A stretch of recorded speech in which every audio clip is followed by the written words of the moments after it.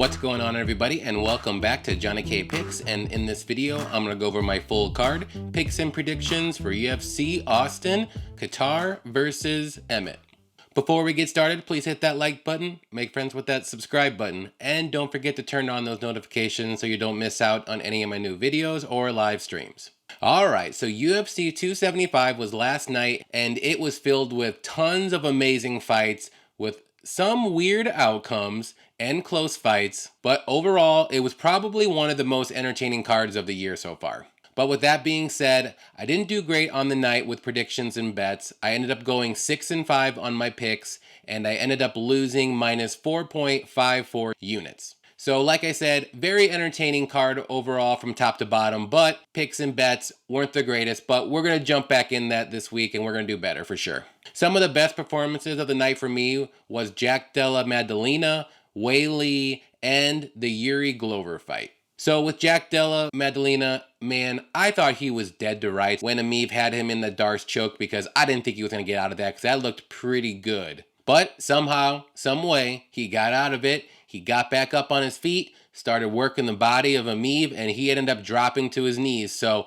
great win for him, and he's battle tested with a wrestler now, so he's going to be a big problem in that division. And with Weili, wow, that's all I'm going to say about her. She's amazing. She definitely transformed since the last couple Rose fights. You can tell that her wrestling and grappling is getting better. You can tell her striking is still there, and she has a little bit more power now. So I don't think this is going to be a huge hot take by any means, but when she does fight Esparza, Weili's going to get her belt back. It's easy enough there. I can 100% say right now that Weili can defend the wrestling of Esparza or maybe even out-wrestle her now because she just keeps transforming, like I said. And that spinning back fist against Joanna, that was amazing timing. Great shot there from her, but it does suck, though, that Joanna retired after the fight. And I know she said that she wanted to be a mom now and she wanted to be a businesswoman, which I can't fault her for doing that. That's great on her part, but it does suck because she is one of the better strawweights in UFC career, and she did look like she can keep going. Like, I mean, it didn't look like she was a fish out of water from missing 2 years. So, but like I said, can't fault her for her decision, and I hope she does well in her career, but she will be missed. And the Yuri Glover fight, another wow, because I'll be real, didn't see this fight even getting to the third round. It was crazy every round. Both fighters had their moments in each rounds. Yuri was crazy, but showed great grappling and wrestling and submission defense. Glover showed his chin. He showed that he had the cardio for 5 rounds. He showed toughness, durability, everything. Like, it was just a fantastic fight all around. And honestly, it's probably one of the best fights of the year. Definitely top 3. And I'll just say it now, Glover's stock right now just went through the roof, even though he just lost the belt, because I think a lot of people have more respect for him now. He's 42 years old, so I'm sure everybody doubted him. But man, that durability, toughness, grit, it really shocked me. And honestly, I think he can still do this. Like, he didn't show any signs of slowing down. I mean, I know he did get submitted with like 20 seconds left, but come on, anyone that was in that fight would have submitted earlier or got knocked out earlier, let's be honest. But alright guys, let's get to my picks and predictions for UFC Austin. The first fight we have is Phil Hawes versus Darren Winn. Hawes is 11-3, 33 years old, 6 foot with a 77.5 inch reach, and Winn is 7-2, 33 years old, 5'6", with a 70 inch reach. So with my pick here, I'm going to pick Hawes to win. First things first, Hawes is going to have a 7-inch height and 7-inch reach advantage. And I do think he's going to have the better striking. He's going to have more power on the feet. And he also does have decent wrestling. And with Winn, he's going to be a short little wrestler. All he wants to do is wrestle. He's not going to want to stand with anyone because he is so short for the middleweight division.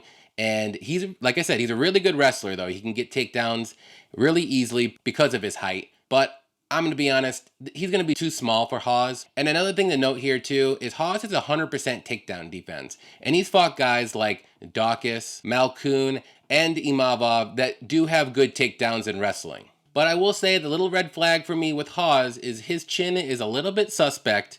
And if Winn can somehow get a clean shot on Hawes, whether it's maybe like a ground and pound, because I don't see it on the feet because he's too short and the reach advantage is crazy. But who knows? He has a puncher's chance to win this one. But I'm going to go with Hawes. I do think he's going to be able use his size to his advantage and keep the fight standing. So with my pick, I'm going to pick Hawes to win by decision. Next fight we have is Kyle Daukaus versus Roman Dolidze. Daukaus is 11-2, 29 years old, 6'3", with a 76-inch reach. And Dolidze is 9-1, 33 years old, 6'2", with a 76-inch reach. So this is going to be a fun fight to watch, but with my pick, I'm going to pick Daukaus to win. On the feet, I think it's going to be a close fight because both guys have pretty good striking, but on the mat, I'm going to give Daukaus the edge. I think he has the little bit better wrestling, the little bit better grappling and submissions than Dolidze. And I'm not trying to say Dolidze is a slouch on the mat by any means, because he's really good as well, but he's just a little low volume, and his fight IQ is very questionable. Not to mention, his cardio tends to fade as the fight goes on, and his takedown defense isn't that great at all.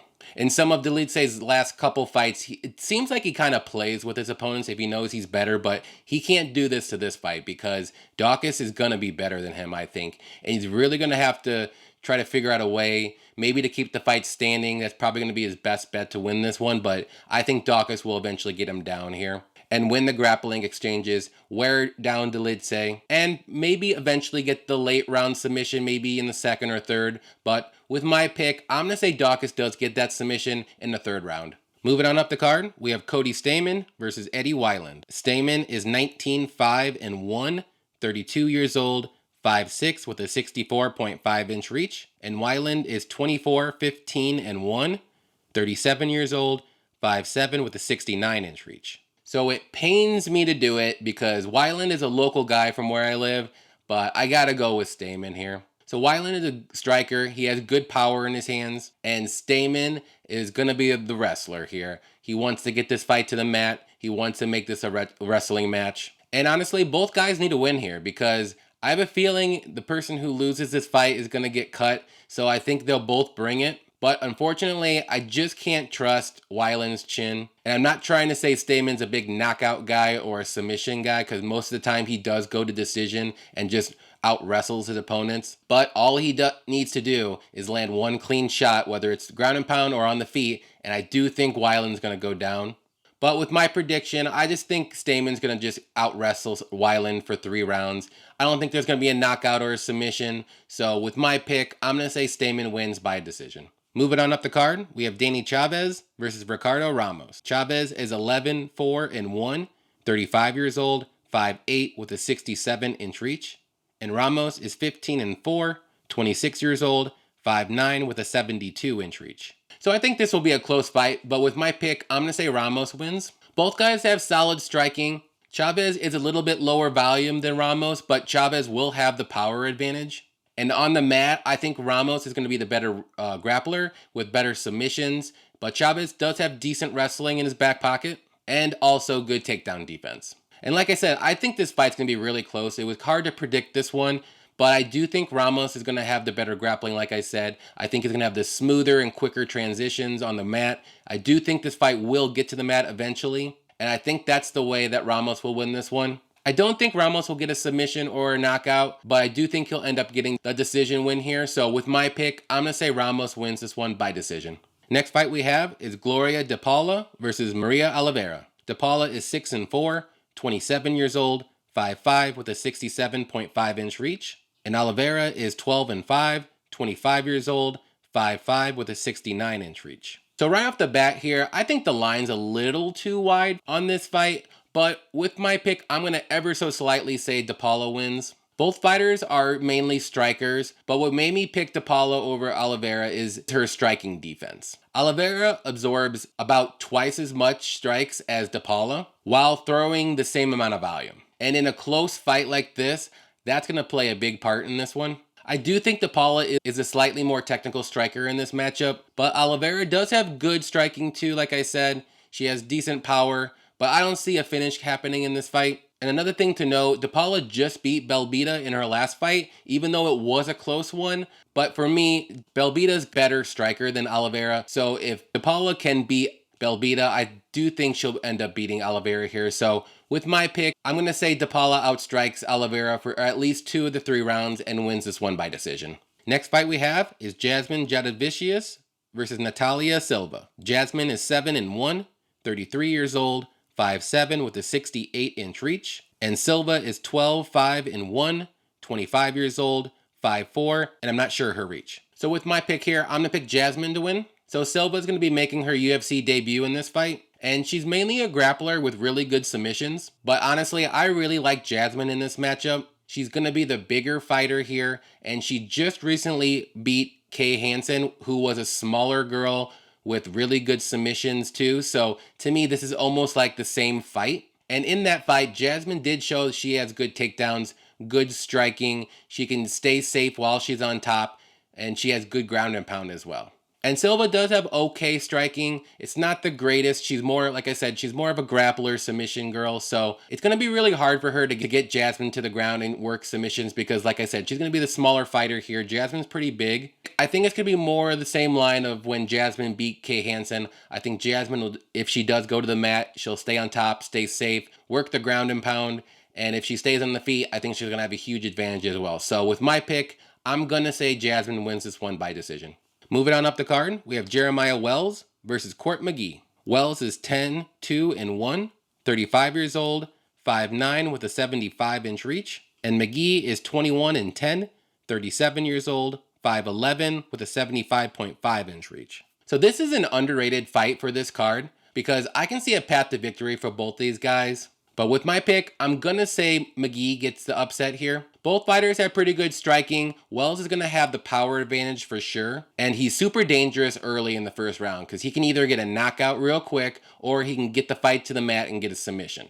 And on the mat, I think it's going to be really close because McGee does have good wrestling and grappling as well. But the main reasons why I did go with McGee here is experience and cardio. I do think if McGee can play it safe in the first round, he'll start to take over in the second and third because Wells does tend to fade a bit as the fight goes on, and most of his finishes are in the first round. And another thing to note here, I know McGee has 10 losses in his career, but he's only lost once by a finish. So I do think he's tough enough to survive the first round at least. And if that's the case, I can see McGee just grinding on Wells, whether it's by wrestling, keeping him up against the cage, and working for a takedown, stuff like that. So with my pick, I'm going to say McGee wins this one by decision.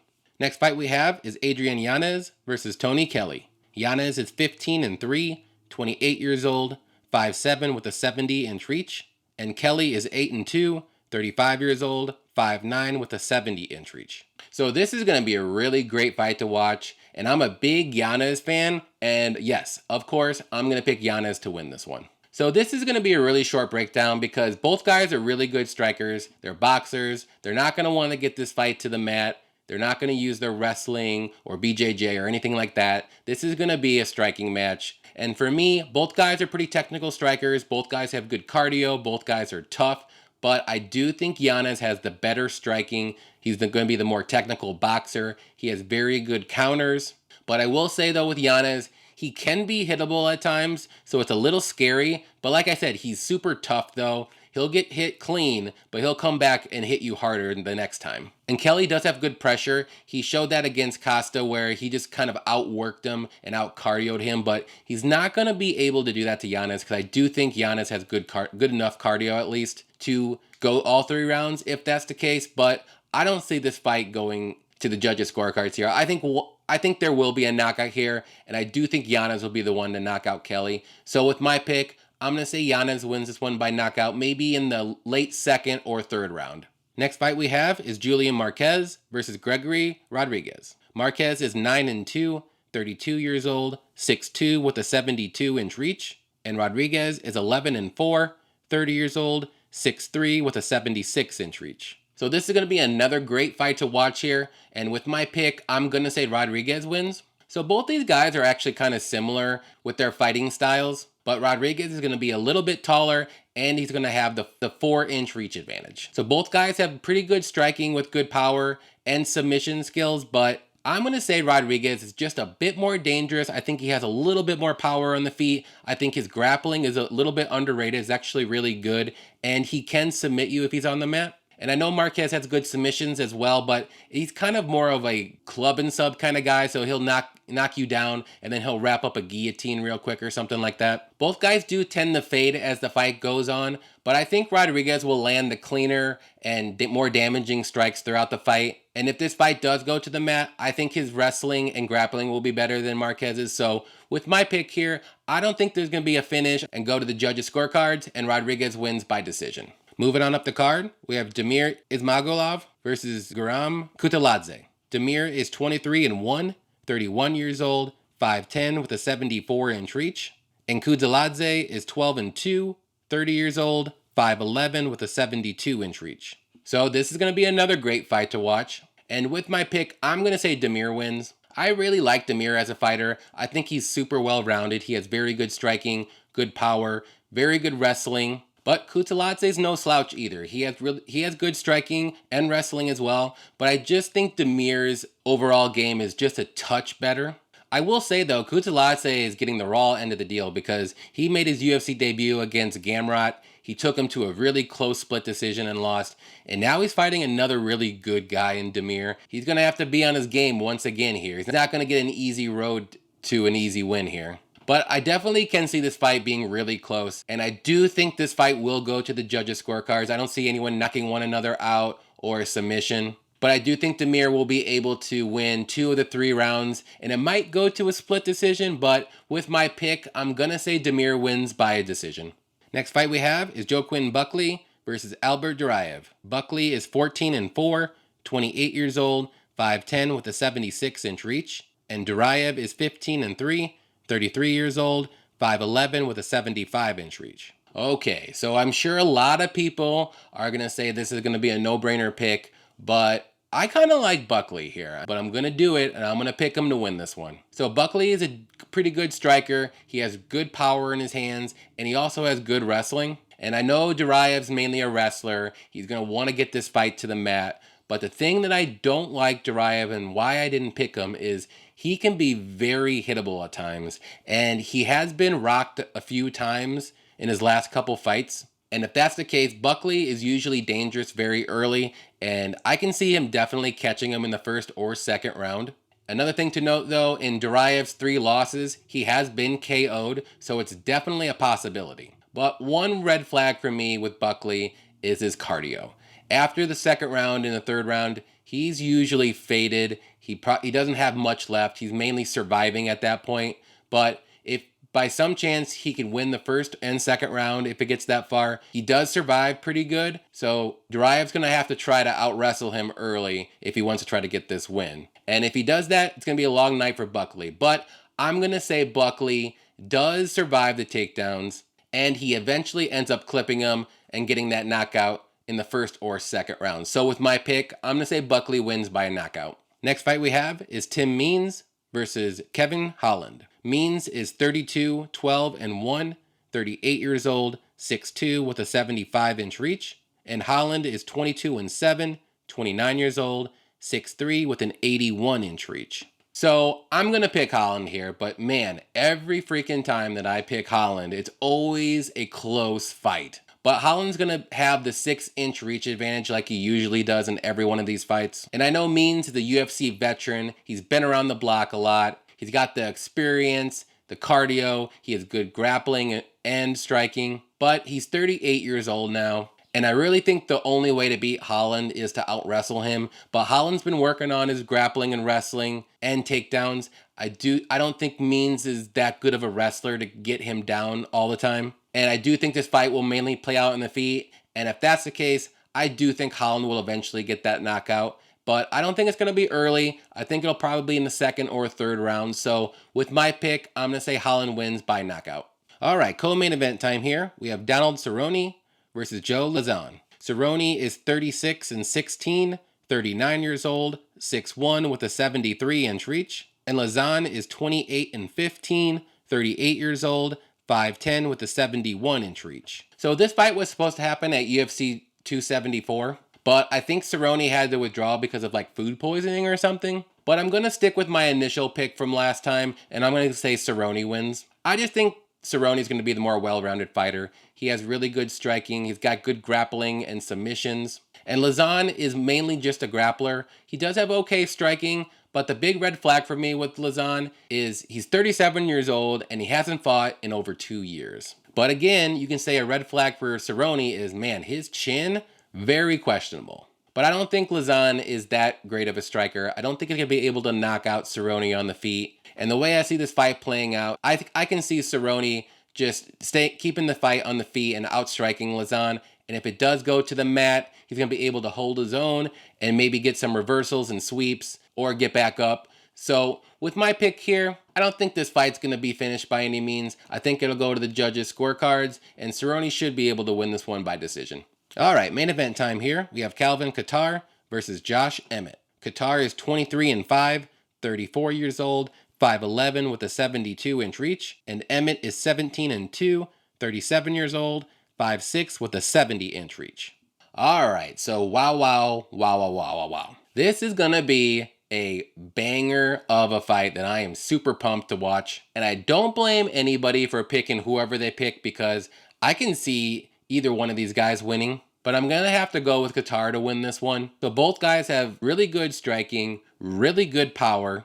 And obviously this fight's going to just play out on the feet. They're both boxers or strikers, however you want to say it. Both guys are coming off really good wins. Kattar just ended up beating Giga, and that was a really good fight. And Emmett just ended up beating Ige, which was also a really good fight. But if I had to choose one of the two that has the better boxing, I would ever so slightly say Kattar does. I think it's more technical.